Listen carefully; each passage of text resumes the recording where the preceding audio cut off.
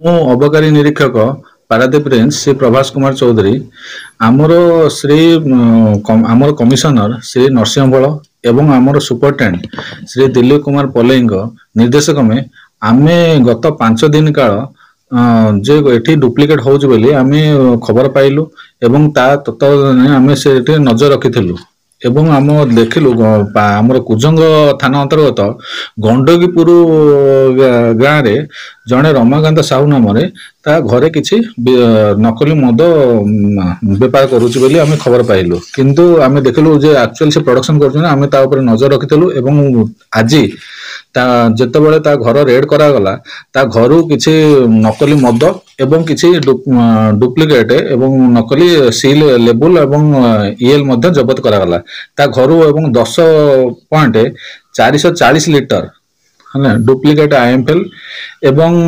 3033 ଇଏଲ ଏବଂ 11,900 ଲେବୁଲ ଏବଂ 1200 ଉପରେ ଠିପି ସବୁ ଡୁପ୍ଲିକେଟ ଠିପି ଏବଂ 152 ଗୋଟି ଏମ୍ଟି ବଟଲ ଏବଂ 2 ଲିଟର ଆମ କାରାମେଲ ମଧ୍ୟ ଜବତ କରାଯାଇଛି ଏବଂ ଆମେ ତା ତଦନ୍ତ ଜାରି ରଖିଛୁ। ଆମେ ଏଠୁ ଖବର ପାଇଛୁ ଯେ ସିଏ କିଛି ଏମାନେ କେନ୍ଦ୍ରାପଡ଼ାର କିଛି ଲୋକଙ୍କ ସହିତ ମିଶି ଏ କାରବାର କରୁଥିଲା ଏବଂ ଆମେ ମଧ୍ୟ ତାର ତଦନ୍ତ ଜାରି କରୁଛୁ। ଯଦି ଦରକାର ପଡ଼ିଲେ ଏହାର କିଙ୍ଗପିନ୍ ଯିଏ ଅଛନ୍ତି ତାକୁ ମଧ୍ୟ ଆମେ ଧରିବୁ।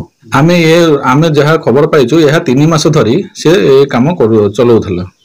ଇଏ କେନ୍ଦ୍ରାପଡ଼ା ମେନ୍ କେନ୍ଦ୍ରାପଡ଼ାରେ ଏଠି କଣ ହଉଛି, ଏଠି ପ୍ରଡକ୍ସନ କରାହେଇକି କେନ୍ଦ୍ରାପଡ଼ାରେ ଯାଉଥିଲା। କେନ୍ଦ୍ରାପଡ଼ାର ଯେତେ ପାରିପାର୍ଶ୍ୱିକ ଯେତିକି ଡିଷ୍ଟ୍ରିକ୍ଟ ଅଛି ସେଠିକି ମଧ୍ୟ ସପ୍ଲାଏ କରାଯାଉଥିଲା।